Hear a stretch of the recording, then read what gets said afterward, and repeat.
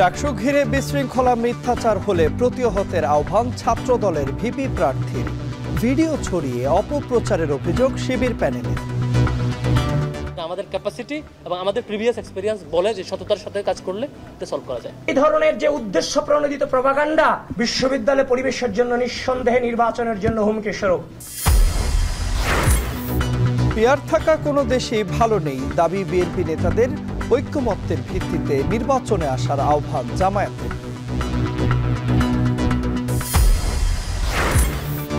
সাদা পাথর লুটে জড়িতদের ছাড় নয়, পর্যটন স্পটে থাকবে সিসি ক্যামেরার নজরদারি। জনপ্রশাসন সচিবকে নিয়ে এলাকা পরিদর্শনে নতুন জেলা প্রশাসন। কুমিল্লায় লরি চাপায় একই পরিবারের 4 জন নিহত। কক্সবাজারে থানা হেফাজতে একজনের মরদেহ উদ্ধার। ঘটনার তদন্তে কমিটি। নিম্নচাপে সারা দেশে সোমবার পর্যন্ত বৃষ্টির আভাস। বাজারে সরবরাহ কমায় চড়া সবজির দাম। 150-তে ঠেকেছে ডিমের ডজন।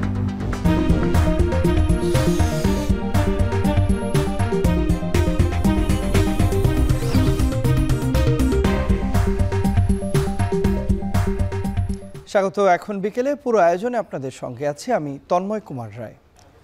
পিয়ার পদ্ধতি ব্যবহার করা দেশগুলো ভালো নেই। বিশ্বের উন্নত রাষ্ট্রগুলোতে এই পদ্ধতি ব্যবহার হয় না বলে মন্তব্য করেছেন বিএনপির স্থায়ী কমিটির সদস্য ডাক্তার জাহিদ হোসেন। জাতীয় প্রেস ক্লাবে এক অনুষ্ঠানে প্রধান অতিথির বক্তব্যে ডাক্তার জাহিদ বলেছেন, গেল 15 বছর মানুষ ভোট দিতে পারেনি। নির্বাচন বিলম্বিত হলে পালিয়ে যাওয়া স্বৈরাচার লাভবান হবে বলেও মন্তব্য করেন তিনি। সংস্কার কার্যক্রম বিএনপিই সর্বপ্রথম শুরু করেছিল উল্লেখ করে তিনি বলেছেন, স্বৈরাচারী শাসন ব্যবস্থা থেকে প্রেসিডেন্ট জিয়া বহুদলীয় গণতন্ত্র চালু করেছিলেন। বিএনপি দুর্নীতি দমন কমিশনও প্রতিষ্ঠা করেছিল বলেও উল্লেখ করেছেন তিনি। 2008 সালে নির্বাচনকে সমালোচনা করে বিএনপির এই নেতা বলেছেন, 1-11কে বৈধতা দেওয়ার জন্যই আসন ভাগাভাগি করে এই নির্বাচন হয়েছিল। আপনাদের কর্মসূচির কারণে যদি আজকে কোনো কারণে এই দেশের নির্বাচন হবে কি হবে না এটি নিয়ে মানুষের মধ্যে এক ধরনের আশঙ্কা জমে, তাহলে লাভবান হবে পলায়নকৃত স্বৈরাচার। সেটির জন্য কি আপনারা 2024-এর 36শে জুলাই করেছিলেন? সাবেক রাষ্ট্রপতি জিয়াউর রহমানের প্রোক্লেমেশন অনুসরণ করে ঐক্যমত্যের ভিত্তিতে বিএনপিকে নির্বাচনে আসার আহ্বান জানিয়েছেন জামায়াতে ইসলামীর নায়েবে আমির ডাক্তার আব্দুল্লাহ মোহাম্মদ তাহের। কুমিল্লার ফানটাউন সম্মেলন কক্ষে এক সমাবেশ শেষে সাংবাদিকদের কথা বলেন তিনি। এছাড়া সংস্কার কমিটির সদস্য হয়েও পূর্ণাঙ্গ সংস্কার না চেয়ে একটি গোষ্ঠী দ্রুত নির্বাচন চায় বলে মন্তব্য করেছেন তিনি। আমরা শহীদ জিয়ার সেই দলকে অনুরোধ করব, তারা যেন শহীদ জিয়ার যেভাবে সেখানে ভোট করেছিলেন, প্রোক্লেমেশন করেছিলেন, সেটাকেই ফলো করে এইবারের যে সমস্ত সংস্কারে আমরা একমত হয়েছে, including BNP, Jamaat Islami, NCP, ইসলামী দল, অন্যান্য দল, সেটাকে ভিত্তির মাধ্যমেই আগামী নির্বাচন অনুষ্ঠান করার ক্ষেত্রে তারা পজিটিভ ভূমিকা নেবে। আমরা বলেছি এই সংস্কারের ভিত্তিতে নির্বাচন হতে হবে, এবং এই সংস্কারের ভিত্তিতে নির্বাচন হতে হলে সংস্কারের একটি আইনগত ভিত্তি দিতে হবে, এবং সেরকম আইনগত ভিত্তি দেওয়া সম্ভব। কোন একটি বিশেষ দল বা গোষ্ঠী সংস্কারের সাথে সম্পৃক্ত থেকেও নির্বাচনের পূর্বে এখনই আইনি ভিত্তি দিয়ে তার ভিত্তিতে নির্বাচন করার ক্ষেত্রে বাধা সৃষ্টি করছেন। সময়সীমা ঘোষণার পরও নির্বাচন নিয়ে শঙ্কা কাটছে না। বড় রাজনৈতিক দলগুলোর স্ব ভিন্ন দাবিতে অনড়। এদিকে নির্বাচনের আগে সংস্কার ও বিচারকে অন্তর্বর্তী সরকার সর্বোচ্চ গুরুত্ব দেওয়ার দাবি করলেও তা নিয়ে প্রশ্ন রয়েছে। মুজাহিদ শুভর বিশেষ প্রতিবেদনে দেখুন বিস্তারিত। নির্বাচন ফেব্রুয়ারির প্রথমার্ধে হওয়ার জন্য নির্বাচন কমিশনকে বলা হয়েছে। নির্বাচনের সময় নিয়ে কে কি বললো না বললো, এটা আপনার রাজনৈতিক প্রক্রিয়ার অংশ হিসেবে দেখবেন। আমাদের সরকারের পক্ষ থেকে আমরা দৃঢ় প্রতিজ্ঞ আছি। ফেব্রুয়ারির মাঝামাঝিতে নির্বাচনের ঘোষণা ও উপদেষ্টা পরিষদের নিয়মিত আশ্বাসের পরও শঙ্কা কাটছে না নির্বাচনকে ঘিরে। বিএনপি, জামাত, এনসিপি সহ রাজনৈতিক দলগুলোর মৌলিক বিষয়ে একমত হতে না পারার সঙ্গে কিছুটা অস্বস্তির কারণ প্রধান উপদেষ্টার বক্তব্য। সম্প্রতি একটি বিদেশি গণমাধ্যমে দেয়া সাক্ষাৎকারে তিনি বলেন, সংস্কার ও বিচার ছাড়া নির্বাচন হলে বাংলাদেশে আবার পুরনো সমস্যাগুলো ফিরে আসবে। Village fairs, have fun and elect, and there's no kind of tension in it. Doctor Mohammad ইউনূসের এমন বক্তব্যের পরও নির্বাচন যথাসময়েই হবে বলে বিশ্বাস করে বিএনপি। তবে জামাত ও এনসিপির সংস্কার ও বিচার ছাড়া জুলাই সনদে স্বাক্ষর না করার হুঁশিয়ারি ভাবাচ্ছে বিএনপিকে। এনসিপির যুগ্ম সদস্য সচিব ফরিদুল হক বলেছেন, বিএনপির প্রতিষ্ঠাতা জিয়াউর রহমান গণপরিষদের গুরুত্ব বুঝলেও তাদের দলের নেতারা বুঝেন না। ঐতিহাসিক ও রাজনৈতিক প্রেক্ষাপট অনুযায়ী গণপরিষদই একমাত্র সমাধান বলে মনে করেন তিনি। উনি বলেছিলেন যে পরবর্তী নির্বাচন হবে একই সাথে গণপরিষদ এবং পার্লামেন্ট। অবশ্যই আমাদেরকে গণপরিষদে যেতে হবে এবং এটা গণভোটে রেফারেন্ডাম নিয়ে মানুষের মতামত নিয়ে এইটাকে বাস্তবায়ন করতে হবে। তাহলে আদালত তো নয়, ভবিষ্যতে কোনো পার্লামেন্টে এটা বাতিল করার ক্ষমতা রাখবে না। জামায়াত নেতা নুরুল ইসলাম বুলবুল জুলাই ঘোষণাপত্রকে অপূর্ণাঙ্গ আখ্যা দিয়ে জুলাই সনদের আইনগত ভিত্তি অন্তর্বর্তী সরকারকেই দিয়ে যাবার জোর দাবি জানান। বিএনপি একমত না হলে গণভোটের মাধ্যমেই ফয়সালা করতে হবে, অন্যথায় কঠোর আন্দোলনের হুঁশিয়ারি দিয়েছেন তিনি।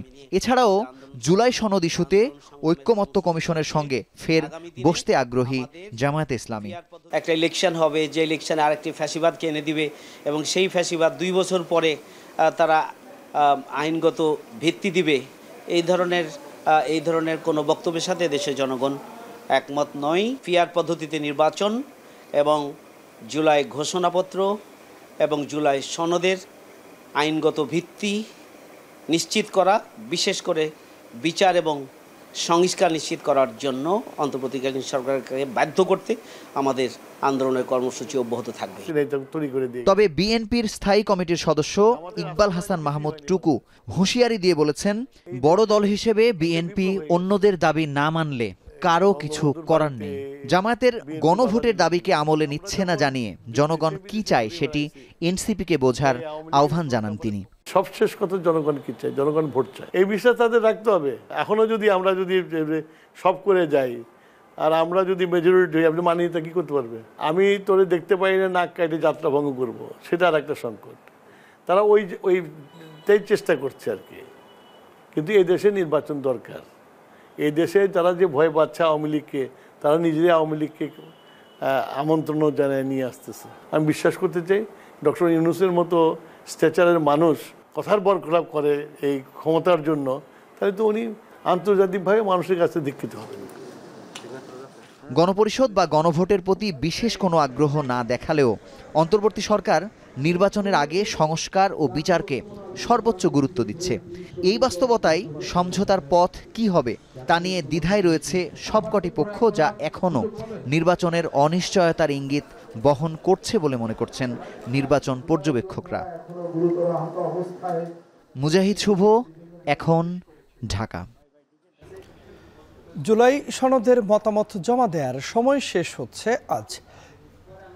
জুলাই সনদের উপর রাজনৈতিক দলগুলোর সঙ্গে ঐক্যমত্য কমিশনের আলোচনা শেষে গত 16 আগস্ট জুলাই সনদের চূড়ান্ত খসড়ার 30টি দল ও জোটকে দেওয়া হয়। তাদের মতামত দিতে বলা হয় 20 আগস্টের মধ্যে। তবে কয়েকটি দলের অনুরোধে আরও 2 দিন সময় বাড়ায় ঐক্যমত্য কমিশন।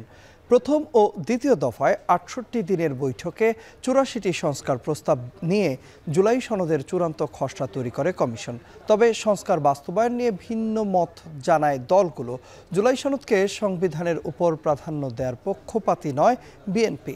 সনদ সম্পর্কে আদালতে প্রশ্ন তোলা যাবে না, এ অঙ্গীকারেও একমত নয় দলটি। বিএনপি চায় যেসব সাংবিধানিক সংস্কারে ঐক্যমত্য হয়েছে সেগুলো আগামী নির্বাচিত সংসদে বাস্তবায়ন করা হবে।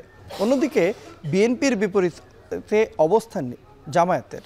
দলটি সংবিধানের উপর সনদের প্রাধান্য চেয়েছে।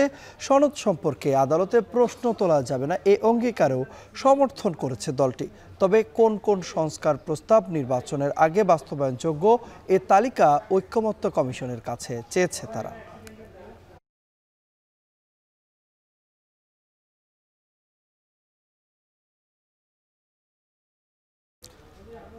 ডাকসু নির্বাচনে ত্রুটিপূর্ণ প্রার্থীদের রিটার্নিং কর্মকর্তার অফিসে দৌড়ঝাঁপ আর প্রার্থীদের কুশল বিনিময় ও ব্রিফিংয়ে সরগরম ঢাকা বিশ্ববিদ্যালয় ক্যাম্পাস।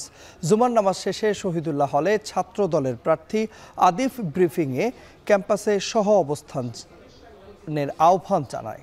অভিযোগ করেন তার বক্তব্য নিয়ে প্রোপাগান্ডা ছড়ানো হচ্ছে। অন্যদিকে ছাত্র শিবিরের প্রার্থীরা জানিয়েছেন তাদের বিরুদ্ধে সোশ্যাল মিডিয়ায় অপপ্রচার চালানো হচ্ছে। ইসি একপাক্ষিক আচরণ করছে বলেও অভিযোগ করেন তারা। আর বাকসাসের বাকের বলেছেন নির্বাচিত হলে ফ্রি স্টার্লিং ইন্টারনেট, পুষ্টিকর খাবার, গবেষণা বৃদ্ধিতে কাজ করছে বাকসাস। প্রতিবেদনে দেখুন বিস্তারিত। ঢাকা বিশ্ববিদ্যালয়ের কেন্দ্রীয় ছাত্র সংসদকে বলা হয় দেশের দ্বিতীয় সংসদ। ডাকসু নির্বাচনের প্রতি তাই দেশবাসীর আগ্রহ বেশ।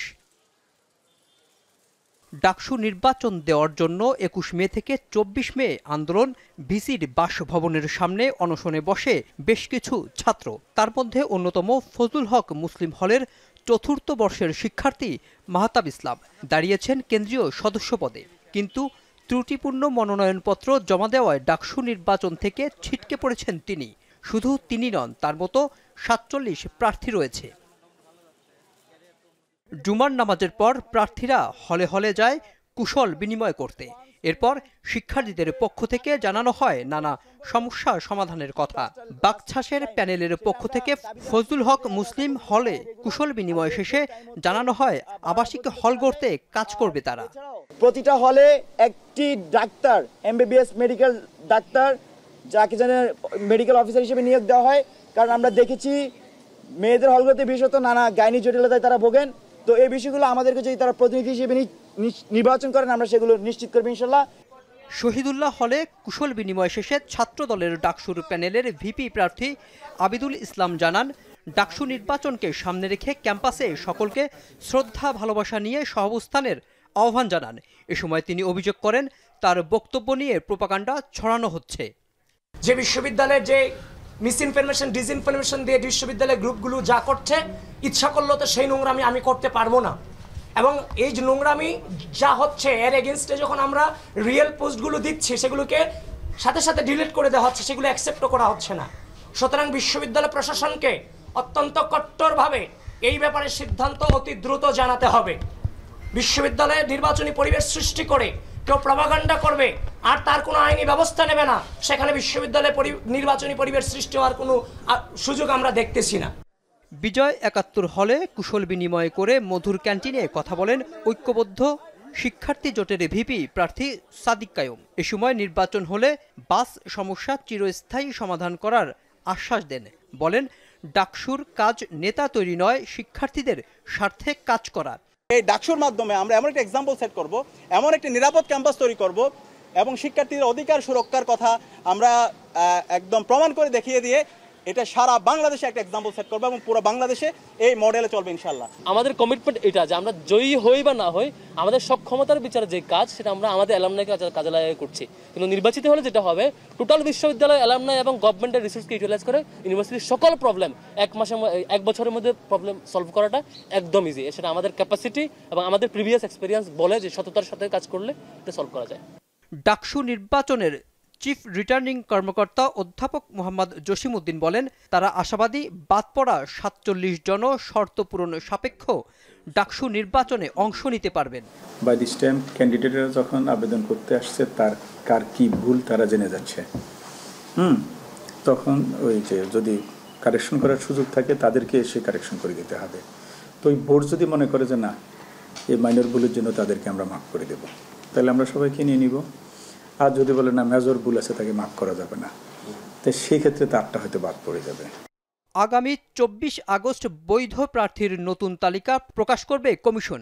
সেই সাথে আচরণবিধি সম্পর্কে সচেতন থাকার আহ্বান জানান তিনি। মেহরাব সুমন, এখন, ঢাকা। ত্রুটিপূর্ণ মনোনয়নপত্র জমা দেয় ডাকসু নির্বাচন থেকে ছিটকে পড়া ৪৭ জনের মধ্যে ১৩ জন প্রার্থিতা ফিরে পেতে পুনর্বিবেচনার আবেদন করেছেন। চিফ রিটার্নিং কর্মকর্তা বরাবর এই আবেদন করেন তারা। এদিকে আনুষ্ঠানিক প্রচারণা শুরু না হলেও ব্যস্ত সময় পার করছেন সব প্যানেলের প্রার্থীরা। এ বিষয়ে বিস্তারিত জানাতে ঢাকা বিশ্ববিদ্যালয় ক্যাম্পাস থেকে আমাদের সঙ্গে যুক্ত আছেন সহকর্মী শাহাদাত অভ্র। চলে যাচ্ছি অভ্রর কাছে।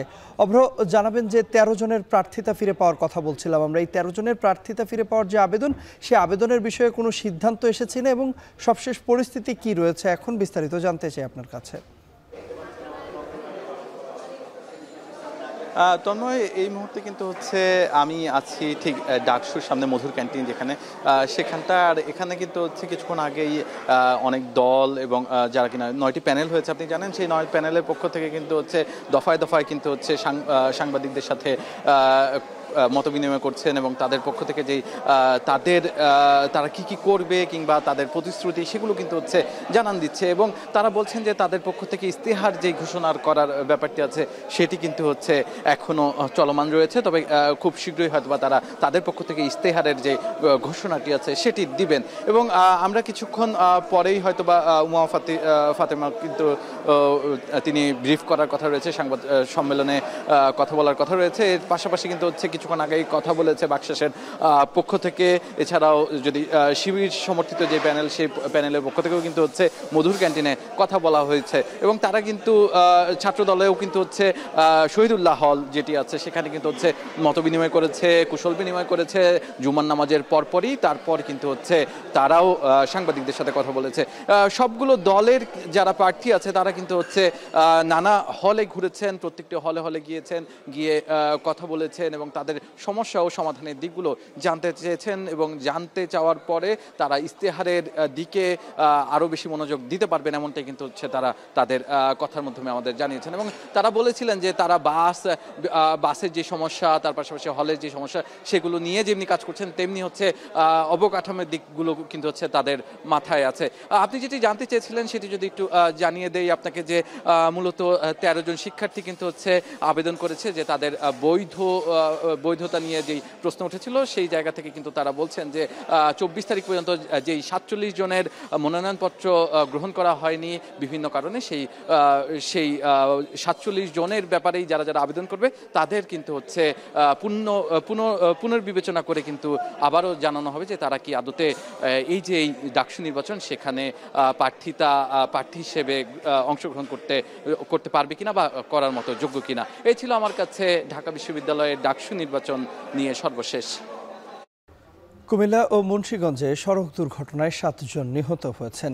এই দুর্ঘটনায় আহত হয়েছেন আরও 5 জন। দুপুরে ঢাকা চট্টগ্রাম মহাসড়কের পদুয়ার বাজারে প্রাইভেট কারের ওপর কাভার্ড ভ্যান উল্টে পড়ে বাবা মা ও 2 ছেলে নিহত হয়েছেন। অন্যদিকে গেল রাতে ঢাকা মাওয়া এক্সপ্রেসওয়েতে প্রাইভেট কারের চাপায় মোটরসাইকেলের 3 আরোহী নিহত হয়েছেন। সহকর্মীদের পাঠানো তথ্য ছবিতে দেখুন বিস্তারিত। কুমিল্লা শহরে গ্রামের বাড়ি থেকে বাবা ওমর আলী, মা নূরজাহান বেগম ও ভাই আবুল হাশেমকে নিয়ে ঢাকায় ফিরছিলেন আবুল কাশেম, কিন্তু তাদের প্রাইভেট কারটি ঢাকা চট্টগ্রাম মহাসড়কে ভয়াবহ দুর্ঘটনায় নিমেষেই সব শেষ। পুলিশ ও স্থানীয়রা জানান, চট্টগ্রাম থেকে ছেড়ে আসা ঢাকামুখী একটি লরি পদুয়ার বাজারে পৌঁছালে হঠাৎই একটি অটোরিকশা ইউটার্ন নিয়ে সামনে চলে আসে। এ সময় লরিটি ব্রেক করলে নিয়ন্ত্রণ হারিয়ে বিপরীত দিক থেকে আসা প্রাইভেট কার ও অটোরিকশার ওপর উল্টে পড়ে, চাপা পড়ে প্রাইভেট কারটি। এতে ঘটনাস্থলেই ভেতরে থাকা একই পরিবারের 4 জন নিহত হন। আহত হন অটোরিকশায় থাকা 4 আরোহী। তাদের উদ্ধার করে কুমিল্লা মেডিকেল কলেজ হাসপাতালে ভর্তি করা হয়। লং ভেহিকেল উল্টায়া প্রাইভেট কার উপর পড়াতে প্রাইভেট কারের যাত্রী 4 জন মারা গেছে। ভাই একজন ড্রাইভ করতেছিল, সামনে বসা ছিল, ভাই 2 ভাই সামনে আর বাবা আর মা পিছনের সিটে বসা ছিল। দুর্ঘটনার পর মহাসড়কে তীব্র যানজটের সৃষ্টি হয়। পরে ফায়ার সার্ভিস ও পুলিশের চেষ্টায় প্রায় 2 ঘন্টা পর যান চলাচল স্বাভাবিক হয়। স্থানীয়দের অভিযোগ, পদুয়ার বাজারের এই ইউটার্নে আগেও অনেক দুর্ঘটনায় বহু হতাহতের ঘটনা ঘটেছে। এখানে দৈনিক প্রশাসন থাকতো, এখানে অ্যাক্সিডেন্ট হয় না, দৈনিক অ্যাক্সিডেন্ট হয় এখানে। এটা নামার কথা ছিল ফ্লাইওভার প্রাণ কোম্পানির সামনে। যদি আমাদের ফ্লাইওভারটা এখানে নামতো তাহলে দুর্ঘটনার সম্মুখীন মানুষ হয় না। এদিকে বৃহস্পতিবার রাতে ঢাকা মাওয়া এক্সপ্রেসওয়ের মুন্সিগঞ্জের সিরাজদিখানে প্রাইভেট কারের চাপায় মোটরসাইকেলের ৩ বন্ধু নিহত হয়েছেন। এ ঘটনায় গুরুতর আহত হয়েছে আরও একজন। এর আগে একই দিন সকালে এক্সপ্রেসওয়ের শ্রীনগর এলাকায় দ্রুতগতির প্রাইভেট কার উল্টে নিহত হয় আরও ৩ জন। অতসী কর্মকার, এখন। গুম হওয়া ব্যক্তিদের স্মরণে মায়ের ডাক সংগঠনের আয়োজনে মানববন্ধন ও প্রদর্শনীতে কথা বলছেন বিএনপি মহাসচিব মির্জা ফখরুল ইসলাম আলমগীর। সরাসরি চলে যাচ্ছি সেখানে। ৬ বছর মিথ্যা মামলায় কারাগারে আটক থেকেছেন আমাদের নেতা তারেক রহমান সাহেব। নির্বাসিত হয়েছিলেন, এখন আছেন। আমরা যার নেতৃত্ব করেছি, আমরা একজনও বাকি নেই যার মধ্যে ১০০, ১৫০, ২০০, ৩০০, ৪০০ পর্যন্ত মামলা নেই, সেই মামলাতে হ্যারাস্ট হয়নি। সুতরাং এ কথা ভাবাটাও ভুল হবে যে বিএনপি এই বিষয়গুলোকে এড়িয়ে যাবে। বিএনপি নির্বাচন অবশ্যই চায়, সেই নির্বাচন চায় এই বিচারকে নিশ্চিত করার জন্য, বিচারগুলোকে ত্বরান্বিত করার জন্য। আমি খুব পরিষ্কার ভাষায় বলতে চাই, এই আমাদের যে ইন্টারিম যে গভর্নমেন্ট, অন্তর্বর্তী যে সরকার, তারা সম্পূর্ণ ব্যর্থ হয়েছে এই গুম কমিশনকে পাবলিককে নিয়ে আসার, পাবলিক শুনানি করার। তারা ব্যর্থ হয়েছে এই শিশুগুলো, তাদের আত্মীয়দের, তার মায়েদের, তার ভাইদের যে কান্না, সেই কান্নাকে বন্ধ করার। এটার জন্য তাদেরকে অবশ্যই জবাবদিহি করতেই হবে। কারণ এটা আমাদের একটা দাবি ছিল যে এগুলো বিচার করতে হবে। আমরা এইটুকু নিশ্চয়তা দিতে পারি যে আমরা এই বাচ্চাগুলোর সঙ্গে আমরা সারাক্ষণ আছি, টুলির মায়ের সঙ্গে সারাক্ষণ আছি, এবং আমরা শেষ পর্যন্ত, যতক্ষণ পর্যন্ত এদের বিচার চূড়ান্ত হবে, আমরা তাদের সঙ্গেই থাকবো ইনশাআল্লাহ। আমি আবারও আমাদের সঞ্জিদা তুলিকে আন্তরিকভাবে ধন্যবাদ এবং কৃতজ্ঞতা জানাতে চাই যে একটা মেয়ে তার নিজের চেষ্টায় সকলকে একত্রিত করে, যখনই আমরা একসাথে চেষ্টা করেছি, তুলিকে বলেছি, তুলি সবাইকে নিয়ে এসেছে এবং এটাকে সেই জনসমক্ষে তুলে ধরা, বিশ্বের সামনে তুলে ধরা, এ ব্যাপারে তার ভূমিকা আমরা কারোর সঙ্গে তুলনা করতে পারবো না। আমি এই প্রসঙ্গে ধন্যবাদ জানাতে চাই আমাদের জাতিসংঘের হুমা খানকে, জাতিসংঘের মানবাধিকার কমিশনকে, যারা তারা এই বিষয়টাতে আমাদেরকে পুরোপুরিভাবে সব সময় সমর্থন দিয়েছেন। আমি আজকে এই প্রত্যাশা করব যে আমাদের এই শিশুগুলো যারা পিতা হারিয়েছে, বোনেরা যারা ভাই হারিয়েছে, মায়েরা যারা সন্তান হারিয়েছে, তাদের সম্পর্কে সম্পূর্ণ তথ্য এই সরকার চেষ্টা করবে বের করে নিয়ে আসা। গুম হওয়া ব্যক্তিদের স্মরণে মায়ের ডাক সংগঠনের আয়োজনে মানববন্ধন এবং প্রদর্শনীতে কথা বলছিলেন বিএনপি মহাসচিব মির্জা ফখরুল ইসলাম আলমগীর। আমরা এতক্ষণ সরাসরি ছিলাম সেখানে। দর্শক, কিছুক্ষণ আগে আমরা প্রতিবেদন দেখছিলাম যে ঢাকা চট্টগ্রাম মহাসড়কের কুমিল্লার যে পদুয়ার বাজার রয়েছে, সেখানে সড়ক দুর্ঘটনা হয়েছে এবং বিশ্ব রোড এলাকায় দুর্ঘটনার পর দীর্ঘ যানজট দেখা দিয়েছে। এই বিষয়ে বিস্তারিত জানাতে আমাদের সঙ্গে যুক্ত আছেন সহকর্মী মাসুদ আলম। চলে যাচ্ছি মাসুদের কাছে। মাসুদ, যানজট নিরসনে প্রশাসনের পক্ষ থেকে কি ধরনের ব্যবস্থা নেওয়া হয়েছে, বিস্তারিত জানাবেন।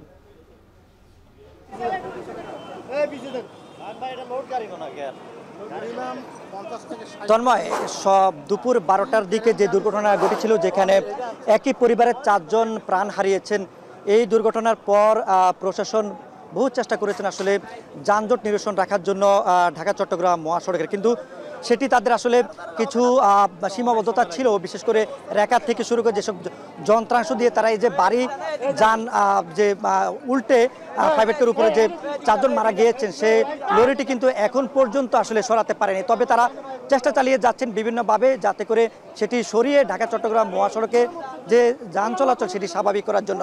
আমরা খোঁজ নিয়েছি যে ঢাকা চট্টগ্রাম মহাসড়কের উভয় পাশে, ঢাকা থেকে চট্টগ্রাম এবং চট্টগ্রাম থেকে ঢাকামুখী এই সড়কে প্রায় 20 থেকে 25 কিলোমিটার পর্যন্ত যানজট সৃষ্টি হয়েছে, যেখানে শত শত মানুষ, বিশেষ করে দূরপাল্লার পরিবহনে যে যাত্রীরা রয়েছেন, তারা চরম দুর্ভোগে রয়েছেন। এখানে যারা বয়োবৃদ্ধ থেকে শুরু করে বয়স্ক নারী পুরুষ অসুস্থ মানুষ এবং শিশুরাও চরম দুর্ভোগে রয়েছেন। প্রায় 4 ঘন্টা থেকে এই যে যানজট সেটি অব্যাহত রয়েছে। তবে আমরা দেখেছি যে হাইওয়ে পুলিশ কাজ করছেন, তবে তারা বলছেন যে তাদের জনবলের কিছু সংকট রয়েছে। একই সঙ্গে তাদের যে এই সকল যে সিমেন্ট বোঝায়, বিশেষ করে যে কন্টেনারটা উল্টে গিয়েছিল সেটার ভিতরে আসলে সিমেন্ট ছিল, সিমেন্ট বোঝাই ভারী যে জিনিসটা সেটা কিন্তু আসলে সরিয়ে নেওয়ার জন্য বা সরিয়ে একটি স্থান নিয়ে যান চলাচল স্বাভাবিক করার জন্য সে যে ক্যাপাসিটি তাদের মধ্যে নাই, যার কারণে কিন্তু এই যে দীর্ঘ যানজট এবং ভোগান্তি রয়েছে। তবে যারা দুর্ঘটনায় নিহত হয়েছেন তাদের পরিবার এসেছেন, তাদেরকে নিহত পরিবার এসে যারা নিহত হয়েছেন একই পরিবারের 4 জন স্বামী স্ত্রী এবং 2 ছেলে, তাদের মরদেহ হস্তান্তরের প্রক্রিয়া চলছে। তো তন্ময় ছিল কুমিল্লা থেকে সবশেষ। কুমিল্লার পদুয়ার বাজার এলাকায় সড়ক দুর্ঘটনার পর সৃষ্টি হয়েছে তীব্র যানজটের। এ বিষয়ে বিস্তারিত জানাতে যুক্ত হয়েছিলেন সহকর্মী মাসুদ আলম। কক্সবাজারের চকরিয়া থানা হেফাজত থেকে দুর্জয় চৌধুরী নামে একজনের ঝুলন্ত মরদেহ উদ্ধার করা হয়েছে। এই ঘটনার তদন্তে পুলিশের পক্ষ থেকে 3 সদস্যের তদন্ত কমিটি গঠন করা হয়েছে। সকালে নির্বাহী ম্যাজিস্ট্রেটের নেতৃত্বে মরদেহের ময়নাতদন্ত তৈরি করে পুলিশ। শুক্রবার রাত 2টা থেকে 4টা মধ্যে তার মৃত্যু হয়েছে বলে ধারণা করা হয়েছে। নিহত দুর্জয় চকরিয়ার ভরা মহুরী কালীবাড়ি এলাকার কমল চৌধুরীর ছেলে। তিনি চকরিয়া সরকারি পাইলট উচ্চ বিদ্যালয়ের অফিস সহকারী ও কম্পিউটার অপারেটর হিসেবে কাজ করতেন।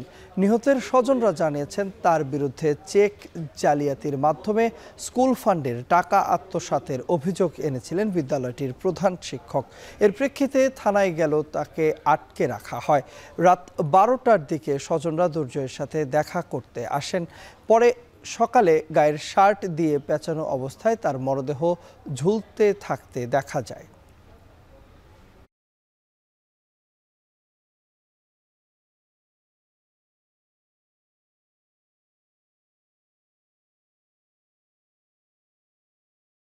ও গতকাল স্বাভাবিক ডিউটির মতো গেছে স্কুলে, তো ওখানে ও বলছে ওর উপর অভিযোগ কথা তুমি চেক আমার সিগনেচার জাল করে তুমি টাকা তুলছো, এটা অভিযোগ করছে। থানা হেফাজতের ভিতরে একটা লোক কিভাবে মৃত্যুবরণ করে 4 ঘন্টার ভিতর? আরো দেখা যাচ্ছে যে 60 পিসি একটা লোক কিভাবে মৃত্যুবরণ করে, এটা আমাদের বোধগম্য নয়। এটা আমরা চকরিয়া থানার মধ্যে সিসি ক্যামেরা আছে এবং প্রশাসন আছে, আমরা প্রশাসনের কাছে জোর দাবি জানাচ্ছি এটা সুষ্ঠু তদন্ত। সাদা পাথর লুটের ঘটনায় প্রশাসনের যত বড় কর্মকর্তা কিংবা রাজনৈতিক দলের যেই জড়িত থাকুক তাদের আইনের আওতায় আনা হবে বলে মন্তব্য করেছেন জনপ্রশাসন মন্ত্রণালয়ের সিনিয়র সচিব মোখলেসুর রহমান। এছাড়া সাদা পাথর পর্যটন স্পটকে 24 ঘন্টা সিসি ক্যামেরার নজরদারিতে আনা হবে বলেও জানিয়েছেন তিনি। শুক্রবার সিলেটের ভোলাগঞ্জের সাদা পাথর পরিদর্শন শেষে এই কথা বলেন জনপ্রশাসন সচিব। এ সময় সঙ্গে ছিলেন সিলেটের নতুন জেলা প্রশাসক সারওয়ার আলম। পাথর প্রতিস্থাপনের বিষয়ে জ্বালানি ও খনিজ সম্পদ মন্ত্রণালয়ের সচিব মোহাম্মদ সাইফুল ইসলাম বলেছেন, সাদা পাথরের প্রাকৃতিক সৌন্দর্য পুরোপুরি না হলেও কিছুটা যাতে ফিরিয়ে আনা যায় সে চেষ্টা অব্যাহত রাখা হবে। এদিকে সিলেটের সকল পর্যটন কেন্দ্রের প্রকৃতি ও পরিবেশ রক্ষায় সর্বোচ্চ ব্যবস্থা নেওয়ার আশ্বাস দেন নতুন জেলা প্রশাসক মোহাম্মদ সারওয়ার আলম।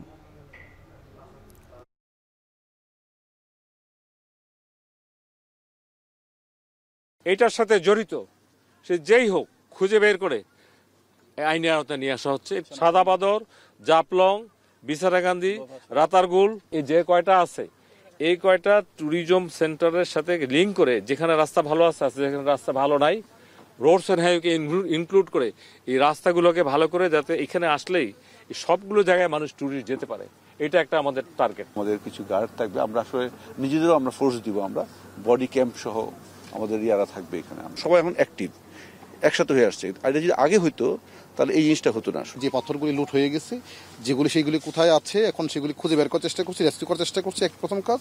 একই সাথে এটার সাথে কারা কারা জড়িত ছিল এবং তাদের অপরাধের মাত্রা অনুযায়ী প্রত্যেককে আমরা আইনের আওতায় আনার চেষ্টা করছি। খুব অল্প সময়ের মধ্যে আমরা এটাকে পুরোটাকে আমরা একদম সার্ভিলেন্সের আওতায় নিয়ে আসবো।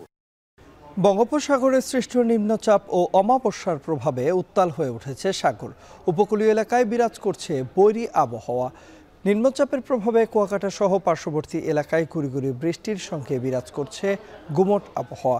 সাগর উত্তাল হয়ে উঠায় পায়রা সহ সকল সমুদ্র বন্দরকে ৩ নম্বর স্থানীয় সতর্ক সংকেত দেখাতে বলা হয়েছে। একই সঙ্গে সকল মাছ ধরার নৌকা ও ট্রলারকে উপকূলের কাছাকাছি থাকার নির্দেশ দেওয়া হয়েছে। দুর্যোগপূর্ণ আবহাওয়ার কারণে এরই মধ্যে নিরাপদ আশ্রয়ে ফিরেছে বঙ্গোপসাগরে অবস্থানরত মাছ ধরার ট্রলার। নিম্নচাপের কারণে ভারী বৃষ্টিপাত ও বৈরী আবহাওয়া আরও কয়েকদিন বিরাজ করতে পারে বলে জানিয়েছে আবহাওয়া বিভাগ।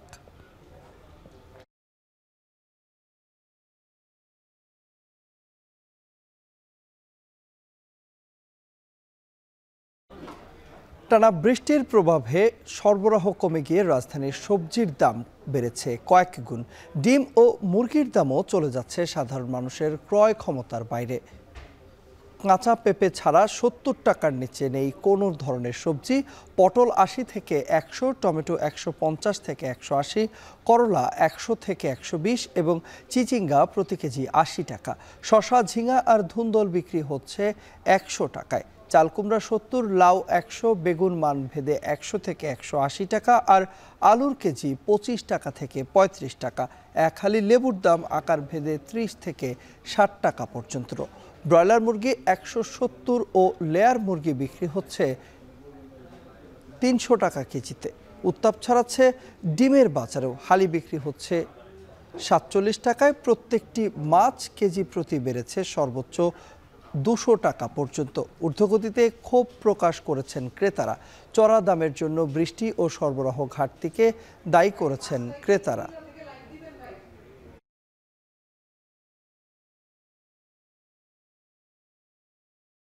বৃষ্টি বাড়ছে, সঙ্গে পাল্লা দিয়ে বাড়ছে ডেঙ্গু আক্রান্তের হারও। ইতোমধ্যে ডেঙ্গুতে প্রাণ হারিয়েছেন শতাধিক।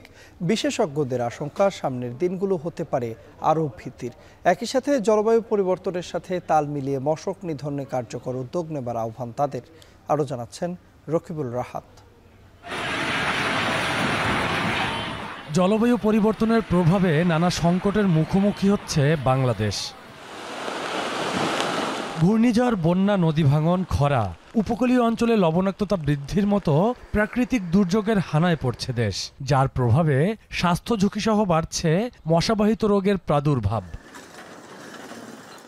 সবচেয়ে ভয়াবহ এডিস মশাবাহিত ডেঙ্গু জ্বর। এই রোগে কম বেশি সারা বছরই ঘটছে প্রাণহানি। সাধারণত মে থেকে সেপ্টেম্বর পর্যন্ত ডেঙ্গুর মৌসুম ধরা হলেও বর্তমানে বছর জুড়ে আক্রান্ত হচ্ছে মানুষ। আগে শুধু রাজধানী ঢাকা কেন্দ্রিক হলেও বর্তমানে দেশের সব জেলাতে ছড়িয়ে পড়েছে এডিস মশা। বিশেষজ্ঞদের মতে ডেঙ্গুর এমন লাগামহীন সংক্রমণের পেছনে জলবায়ু পরিবর্তনের নেতিবাচক প্রভাবের দায় রয়েছে। জলবায়ু পরিবর্তনের প্রভাবে শুধুমাত্র বাংলাদেশে নয়, সারা পৃথিবীতেই এডিস মশাবাহিত রোগ এবং বাহকবাহিত রোগ বেড়ে যাচ্ছে। জলবায়ু পরিবর্তনের সবচেয়ে বেশি প্রভাব বাংলাদেশে, কারণ নিচু অঞ্চল বা ভাটি অঞ্চলের দেশ হওয়ার কারণে এই অঞ্চলে এর প্রভাবটা সবচেয়ে বেশি। এবছরও ডেঙ্গু আক্রান্তের গ্রাফ ঊর্ধ্বমুখী। আগস্টের প্রথম ১২ দিনে ডেঙ্গু আক্রান্ত হয়ে হাসপাতালে চিকিৎসা নিয়েছেন ৪,০০০-এর বেশি রোগী। মৃত্যু হয়েছে ২০ জনের। তবে কীটতত্ত্ববিদদের দাবি, ডেঙ্গুর পাশাপাশি মশাবাহিত আরেক রোগ চিকুনগুনিয়াও বাড়ছে। একজন রোগী যখন জ্বর নিয়ে যায় তখন তাকে ডেঙ্গু পরীক্ষা করা হয়, কিন্তু চিকুনগুনিয়া কিন্তু পরীক্ষা খুব বেশি করা হয় না, কারণ সব হাসপাতালগুলোতে চিকুনগুনিয়ার টেস্ট করার জন্য পর্যাপ্ত পরিমাণে কিট তাদের কাছে নেই। কিছু কিছু ল্যাবে সেটি আছে, পিসিআর করে চিকুনগুনিয়াটি শনাক্ত করা হয়, কিন্তু চিকুনগুনিয়ার কিটও ডেঙ্গুর পাশাপাশি সহজলভ্য হওয়া দরকার, যেন স্বল্প খরচে সরকারি হাসপাতালগুলোতে মানুষ চিকুনগুনিয়া আইডেন্টিফাই করতে পারে। অন্যান্য বছরের তুলনায় এবছর জ্বরে বেশি মানুষ আক্রান্ত হচ্ছেন। যারা জ্বর নিয়ে হাসপাতালে আসছেন তাদের ডেঙ্গুর পাশাপাশি চিকুনগুনিয়া বা অন্যান্য ফ্লুর পরীক্ষা নিরীক্ষা করার কথা জানাচ্ছেন চিকিৎসকরা। প্রথমে আমরা শর্ট আউট করে ফেলছি যে ডেঙ্গু কিনা, এবং NaOC টেস্ট আমার নিজেই সিস্টার 5 মিনিটের মধ্যে একটা র্যাপিড কিট টেস্ট করতে পারছি। তো চিকুনগুনিয়াটা তো এইভাবে হচ্ছে না, আর চিকুনগুনিয়ার কারণে তো রুগীরা আমরা এত কমপ্লিকেশন ফেস করছি না, এই জন্য আমাদের চিকুনগুনিয়াটা আলাদা করে পরীক্ষা করছি না। চিকুনগুনিয়ার টেস্টটা শুধু ICDDR-বিতে হচ্ছে, আর আমাদের IDCR-এ এগুলি একটু সময়েরও প্রয়োজন। যেহেতু এবার বর্ষা মৌসুমে বৃষ্টির পরিমাণ বেশি, তাই নগরবাসীকে অতিরিক্ত সাবধানতা অবলম্বনের পরামর্শ দিচ্ছেন চিকিৎসকরা। একই সাথে শিশুদের জ্বর হলে দ্রুত চিকিৎসকের শরণাপন্ন হবার আহ্বান স্বাস্থ্য সংশ্লিষ্টদের। রকিবুল রাহাত, এখন, ঢাকা। রাষ্ট্রীয় তহবিলের অপব্যবহারের অভিযোগে শ্রীলঙ্কার সাবেক প্রেসিডেন্ট রনিল বিক্রমাসিংহেকে গ্রেপ্তার করা হয়েছে। শুক্রবার দেশটির অপরাধ তদন্ত বিভাগ সিআইডি তাকে গ্রেপ্তার করেছে। বিভিন্ন আন্তর্জাতিক সংবাদ মাধ্যমে উঠে এসেছে এমন তথ্য, যেখানে উল্লেখ করা হয়েছে 2023 সালে লন্ডন সফরে শ্রীর বিশ্ববিদ্যালয়ের একটি অনুষ্ঠানে যোগ দিতে গিয়েছিলেন বিক্রমাসিংহে। ব্যক্তিগত সফরের ব্যয়ভার সরকারি তহবিল থেকে বহন করেছিলেন বলে অভিযোগ ওঠে। এই অভিযোগের পরিপ্রেক্ষিতে শুক্রবার বিক্রমাসিংহে স্বেচ্ছায় কলম্বোর সিআইডি কার্যালয়ে আত্মপক্ষ সমর্থনে হাজির হতে গেলে গ্রেপ্তার করা হয়। দেশটির নতুন বামপন্থী সরকারের দুর্নীতি বিরোধী অভিযানের মধ্য তিনি এখন পর্যন্ত সর্বোচ্চ পর্যায়ে বিরোধী দলীয় কোনো নেতা যাকে গ্রেপ্তার করা হলো। শ্রীলঙ্কায় রেকর্ড 6 বার প্রধানমন্ত্রী হিসেবে দায়িত্ব পালনকারী আইনজীবী বিক্রমাসিংহেকে 2022 সালে দ্বীপ রাষ্ট্রটির দুর্বল আর্থিক সংকটের সময় প্রেসিডেন্ট করা হয়।